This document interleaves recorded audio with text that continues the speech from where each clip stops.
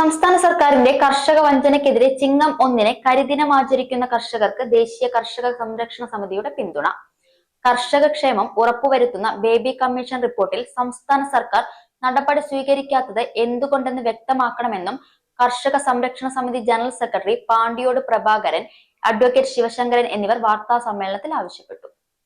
കേന്ദ്രവിഹിതം ലഭിക്കാത്തതുകൊണ്ടാണ് നെല്ല് സംഭരണ വില നൽകാത്തതെന്ന സംസ്ഥാന സർക്കാർ വാദം കാപട്യം നിറഞ്ഞത്. കർഷകക്ഷേമം ഉറപ്പുവരുത്തുന്ന ബേബി കമ്മീഷൻ റിപ്പോർട്ടിൽ സംസ്ഥാന സർക്കാർ നടപടി സ്വീകരിക്കാത്തത് എന്തുകൊണ്ടെന്ന് വ്യക്തമാക്കണമെന്നും കർഷക സംരക്ഷണ സമിതി ജനറൽ സെക്രട്ടറി പാണ്ടിയോട് പ്രഭാകരൻ, അഡ്വക്കേറ്റ് ശിവശങ്കരൻ എന്നിവർ വാർത്താ സമ്മേളനത്തിൽ ചോദിച്ചു. ഈ റിപ്പോർട്ട്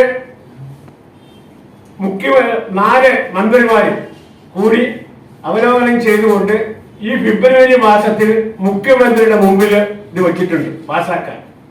അദ്ദേഹം ഇന്ന് വരെ അത് കണ്ടിട്ടില്ല.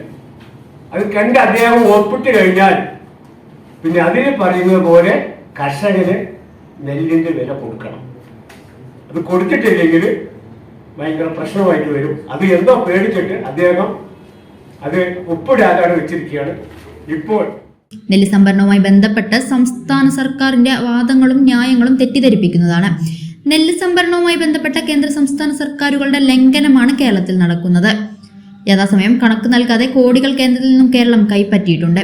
വിവരാവകാശ നിയമപ്രകാരം ലഭിച്ച കണക്കുകൾ പ്രകാരം കേരളം കേന്ദ്രത്തിന് പണം നൽകേണ്ട സ്ഥിതിയാണ്. കഴിഞ്ഞ മാർച്ചിൽ നെല്ലളന്ന കർഷകർക്ക് പോലും വില ലഭിച്ചിട്ടില്ല. 500 കോടിയോളം രൂപയാണ് ഇത്തരത്തിൽ നൽകാനുള്ളത്.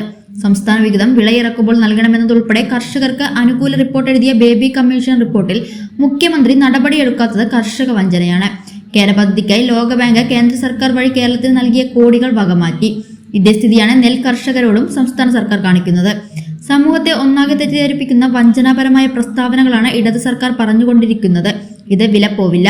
കർഷകരെ സർക്കാർ സംരക്ഷിച്ചില്ലെങ്കിൽ കനത്ത വില നൽകേണ്ടി വരുമെന്നും ഇരുവരും പറഞ്ഞു. 60,878 പേർ നെല്ലുകൊണ്ട് കഴിഞ്ഞ രണ്ടാം വിളയ്ക്ക് സംഭരിച്ച നെല്ല് 5,80,000 ടൺ. അതിലില്ല, ഞാനത് കൊണ്ടുവന്നാണ്.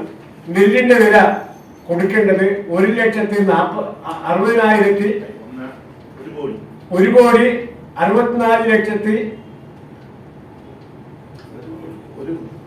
1,645 കോടി രൂപയുടെ നെല്ലാണ് കഴിഞ്ഞ രണ്ടാം വിളയ്ക്ക് അളന്നത്. അതിൽ കൊടുത്തത് 1,171 കോടി രൂപ കൊടുത്തു. 474 കോടി കൊടുക്കാറുണ്ട്. ഇതിൽ കർഷകരെ മറുപടിയെല്ലാം കേട്ടപ്പോൾ കഴിഞ്ഞ മാസം 433 കോടി രൂപ കൊടുത്തു. അതിങ്ങനെ പത്രങ്ങളിലൂടെ വന്നതാണ്. ഇപ്പൊ കൊടുക്കാനുള്ളത് 441 കോടി രൂപ കഴിഞ്ഞ ഒന്നാം വിളയുടെ പൈസ കൊടുക്കാനില്ല. രണ്ടാം വിള പിന്നെ 28 രൂപ 32 പൈസയാണ് താങ്ങുവില. കേന്ദ്ര സംസ്ഥാന സർക്കാർ കൊടുക്കുന്ന കർഷകന് താങ്ങുവില. എന്നാൽ ആ താങ്ങുവിലയിൽ നെല്ല് നിറയ്ക്കാനുള്ള ചാക്കിന്റെയും അമിതമായിട്ടുള്ള കയറ്റുകൂലിയുടെ പേരിൽ 86 പൈസ കുറവ് വരുത്തിക്കൊണ്ട് 27 രൂപ 34 പൈസയാണ് കർഷകന്റെ കയ്യിൽ കിട്ടുന്നത്. Riju K, treasurer CR Rajesh എന്നിവരും വാർത്താ സമ്മേളനത്തിൽ പങ്കെടുത്തു.